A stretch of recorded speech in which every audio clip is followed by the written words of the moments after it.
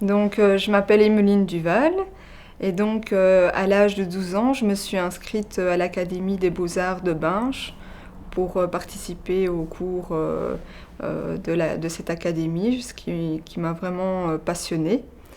Et à l'âge de 18 ans, je me suis dirigée vers des études supérieures d'art et visuel à Mons. Et ces études supérieures ont été magnifiques et m'ont énormément appris.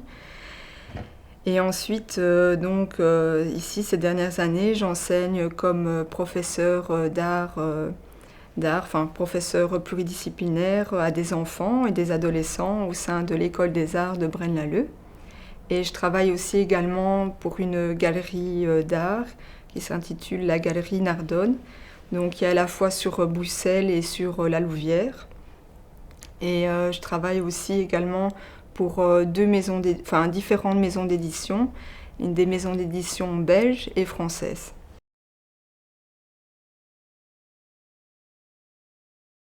Alors, les livres qui m'ont vraiment marqué pendant mes années de formation, il y en a vraiment énormément, mais si je devais faire un choix, on va dire qu'il y en a peut-être trois qui m'ont vraiment, vraiment fort marqué.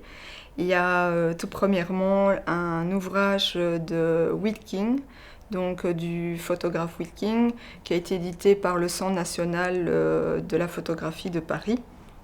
C'est un livre assez incroyable parce qu'en fait on retrouve, c'est rempli de détails, de références issues des images classiques de l'art. Et donc c'est vraiment un étrange univers rempli de corps hors normes vraiment, et souvent nus ou masqués de foulards, de tissus.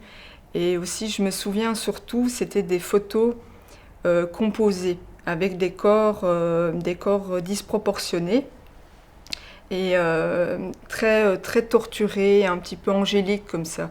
On retrouvait des anges, des enfants, des corps abîmés.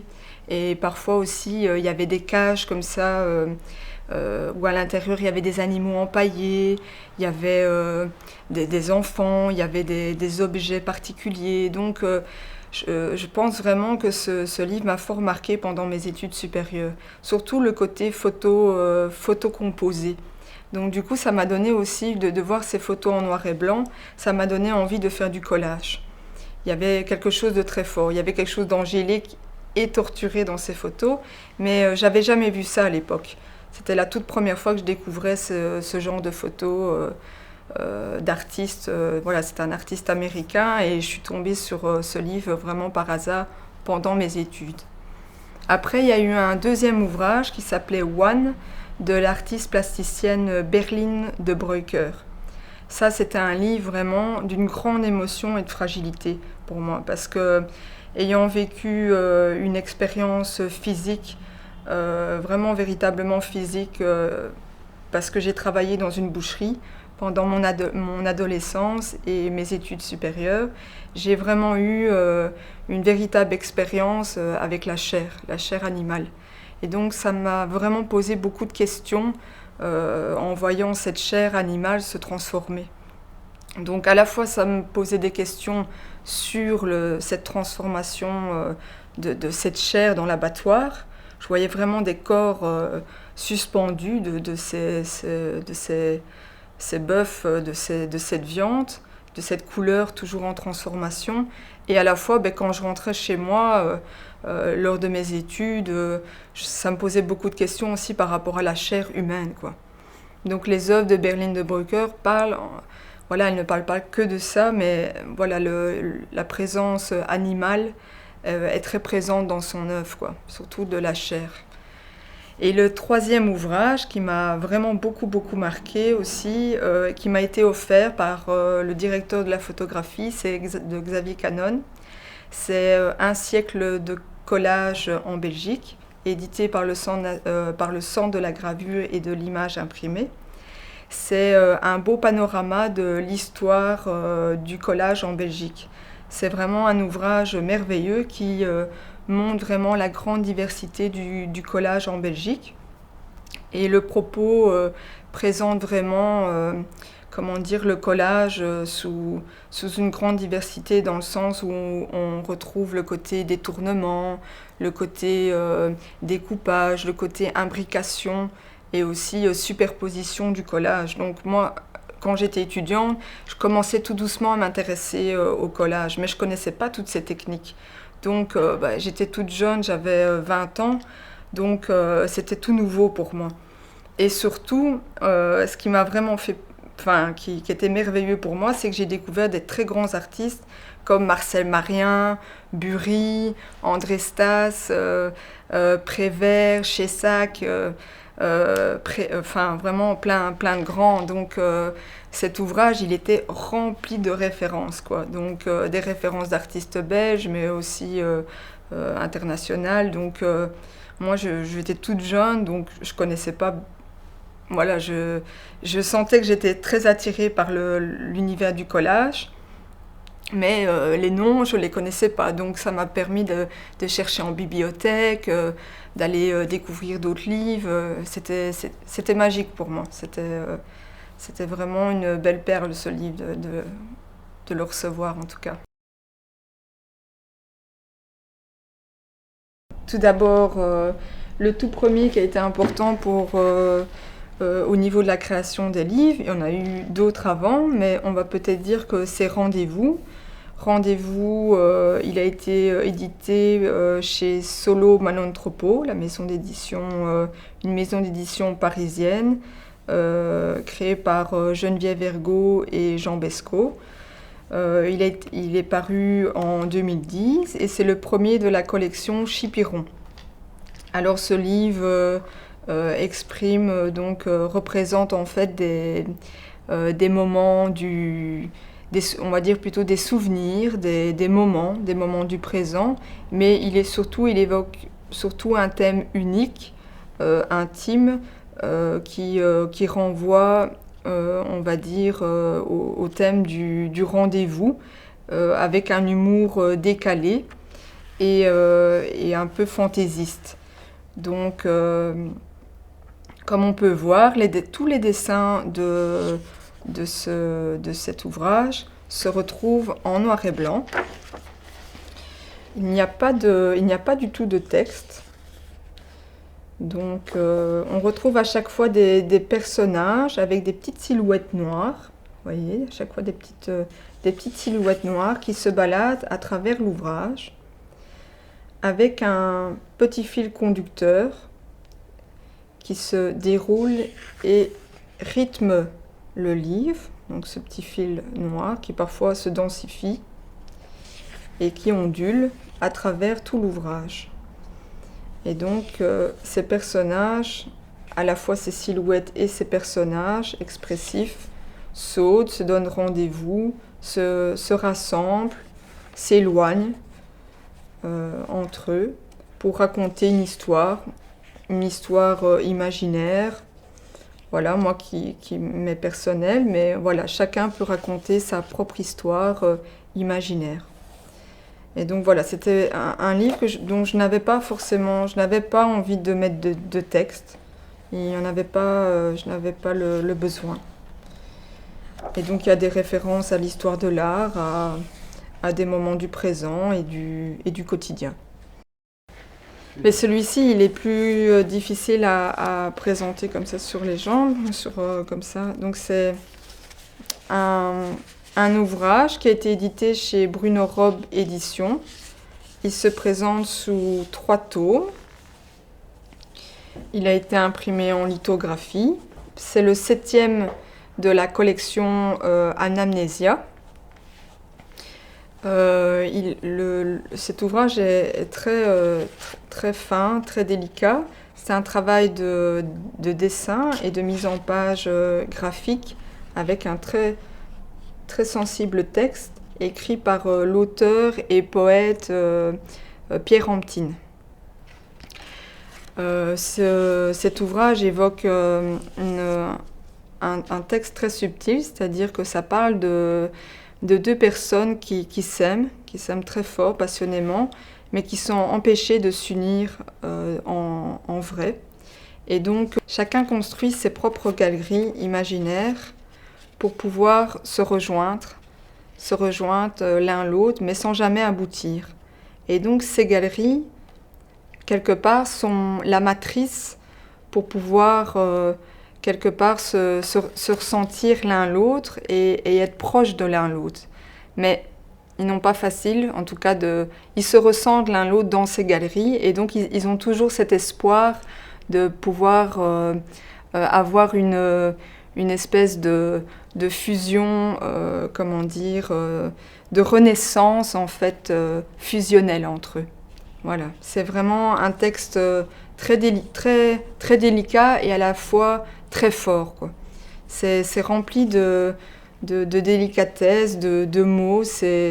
Il faut vraiment pouvoir prendre le temps de rentrer, mais en même temps, on peut lire des parties de texte pour pouvoir s'immerger. Comme ça, c'est un texte que j'ai lu en partant en Italie, dans le train, et qui m'a fait naître le dessin, en fait. Sinon, juste avant, j'y arrivais pas. C'est-à-dire, je lisais le texte, mais rien ne sortait. Il n'y avait pas d'image qui sortait. Je le ressentais très fort intérieurement, vraiment, mais l'image n'arrivait pas à naître. Et c'est vraiment dans le train, avec le mouvement du paysage, que j'ai relu le texte et j'ai vraiment senti ce qui se passait entre ces deux êtres. L'histoire est vraiment rentrée, quoi.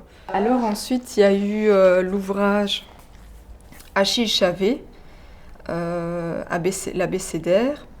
Alors cet abécédaire est composé de la poésie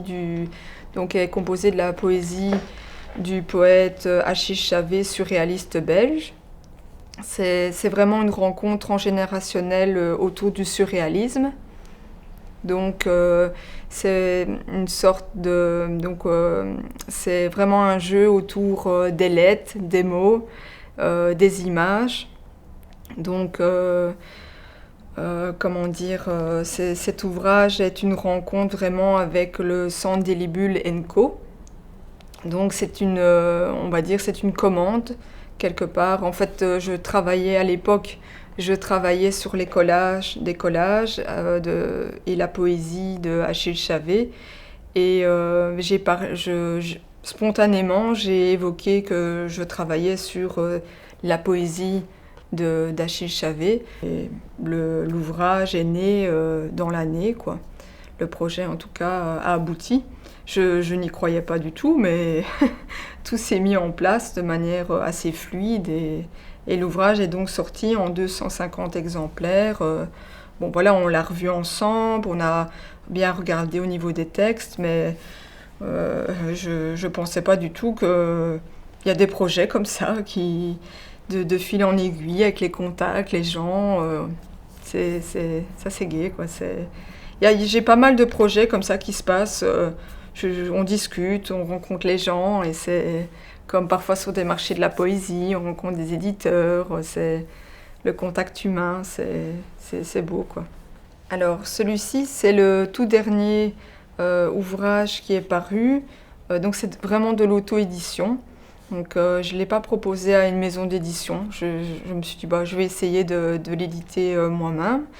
Et donc en fait il a été réalisé pendant une résidence d'été, donc cette résidence d'été ici, au château de Tauzé de Félicien Rops. Et donc sur place, j'ai réalisé une série d'une cinquantaine de dessins, des photos qui m'ont inspiré sur place, ainsi qu'un recueil de différentes citations d'auteurs qui m'ont inspiré sur place.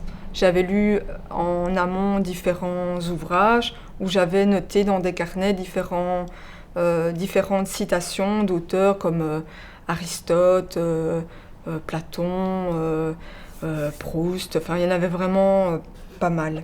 Et donc en fait, une fois que je suis rentrée à l'atelier, j'avais déjà commencé sur place, j'ai mis en forme au sein d'un ouvrage, donc en mise en page, les différents dessins qui ont été réalisés là-bas. Et donc ça donne un ouvrage, j'ai essayé de mettre en page cet ouvrage donc, que j'ai intitulé « Cher Félicien ». Et donc ce sont quelque part, c'est une sorte de réinterprétation des gravures de Félicien Rops. J'ai voulu en fait essayer de créer un ouvrage imagé qui emmène le spectateur à découvrir l'univers robsien. Je me suis dit, moi, enfin, en voyant en tout cas les œuvres de Rops, je me suis dit, il y a plein de titres très forts, comme ici par exemple La foire aux amours. Il y a un titre qui s'intitule par exemple de Rops, L'épidémie. Nous, cet été, on était en pleine épidémie Covid. Je me suis dit, c'est en plein dedans, quoi. Donc, je me suis dit, je vais essayer. J'avais vraiment envie de créer un dessin dans ma manière de penser, en tout cas, de ce qui se passait. Il y avait par exemple le modèle, bon, un peu plus classique, on va dire, mais la chimère, par exemple. Qu'est-ce qu'une chimère? J'avais envie de donner mon interprétation.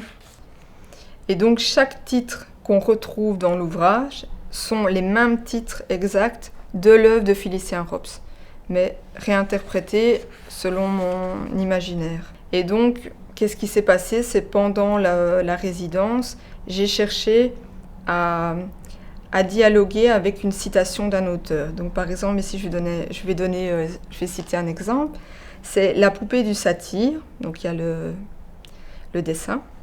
Et en vis-à-vis, j'ai mis une citation de Marcel Marien, c'est « Les cannibales n'ont pas de cimetière ». Vers la fin, on retrouve un portfolio avec des photos du lieu, donc de la résidence, d'éléments qui m'ont inspiré pendant cette période. Et puis, on retrouve au niveau du colophon tous les références des écrivains qui m'ont inspiré, comme Charles Baudelaire, Marcel Proust, Victor Hugo, Paul Valéry, Marcel Marien, Francis Picabia, Voltaire. Voilà, il y en a beaucoup. Et ce qui était très magique dans ce château, c'est qu'il y avait une pièce où a vécu, donc où Félicien Rops a vraiment hébergé Charles Baudelaire. Et donc il y avait des écrits dans cette pièce, donc c'était d'autant plus... Et sur un écrit, il y avait le bureau de Charles Baudelaire, là où il a écrit quelques parties de texte, et c'était écrit « Seule l'histoire n'a pas de fin ». Et donc j'ai voulu le garder à la fin de l'ouvrage, et je l'ai mis vraiment à la dernière page. Alors, pour la réalisation d'un livre, il y a un plasticien dont j'aimerais vraiment bien travailler. C'est assez récent parce que j'ai découvert son travail. Bon, ça fait peut-être 2 ans que j'ai découvert son travail. C'est Thierry Tillier. Donc j'ai vu justement ici dernièrement son travail aussi au BPS 22. Et donc son expo s'appelle Merci Facteur. Et donc, il travaille beaucoup l'art postal, justement, et c'est quelque chose qui me touche énormément et dont je travaille aussi. J'envoie beaucoup de courriers avec des découpages, collages. Et donc, dans l'esprit du livre art postal, ça me plairait beaucoup de travailler avec lui, de lui envoyer une maquette sur laquelle il pourrait réagir et inversement, il me la renvoie, je lui renvoie. Avec des écrits, enfin, ça me plairait énormément de travailler avec lui en art postal, en tout cas. J'aime bien son esprit, en tout cas collagiste, comme ça, c'est assez art brut aussi. Et, voilà, ça, en tout cas, c'est quelqu'un qui plaît beaucoup dans sa démarche politique et sociale et artistique, quoi.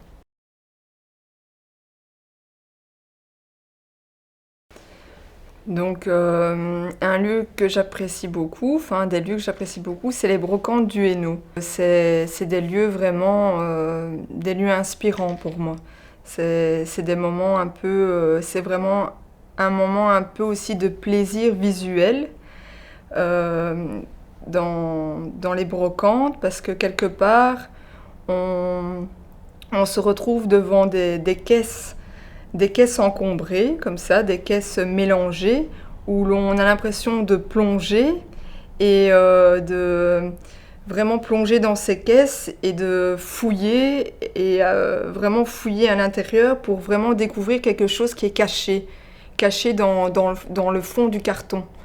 Et donc pour moi, c'est vraiment un peu comme si on essayait de chercher une espèce de petite pépite de livre et qui renvoie quelque part à ce plaisir de l'enfance qui fait rêver, quoi.